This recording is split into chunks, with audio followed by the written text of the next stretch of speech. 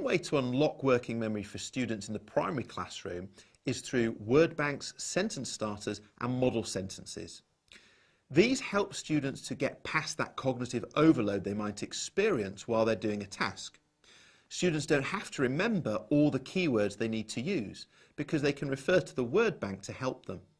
Or when they're forming sentences, they don't have to think about the structure of the sentence because they can use the model sentence as a reference point and therefore focus their attention on what they want to say, the content of the sentence. And the same is true with sentence starters. They provide a starting point for students so they can focus their attention on what comes next. Each of these are examples of scaffolding. Each of them helps students to overcome the limitations of working memory. We'll just think about a couple of examples of these in practice. In a literacy lesson, students might be writing a book report, and the teacher might provide them with a series of model sentences that they can use if they want to, they don't have to, but that they can use to start each section of their book report.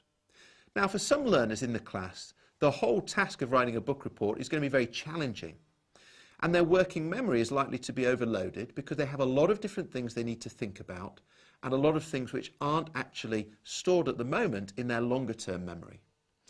So providing the model sentences means the teacher is removing one thing from the equation and saying to students, okay, I'll give you that, you can then focus your attention on the other elements.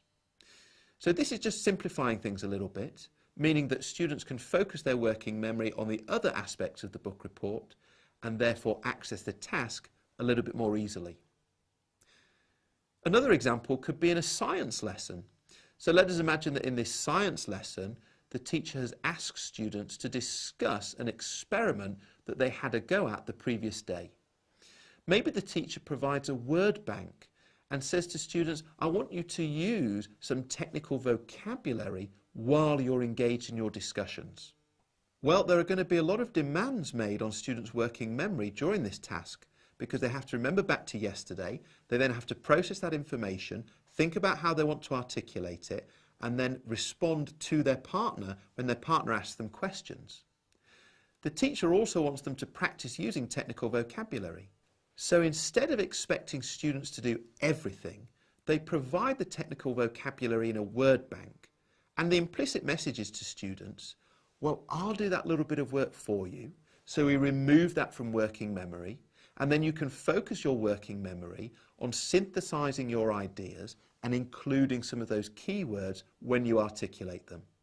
So another example of how the teacher is thinking about the demands that are being placed on students' working memory in the classroom and then finding a really nice little technique they can use to remove some of those demands, making life a little bit easier for the students.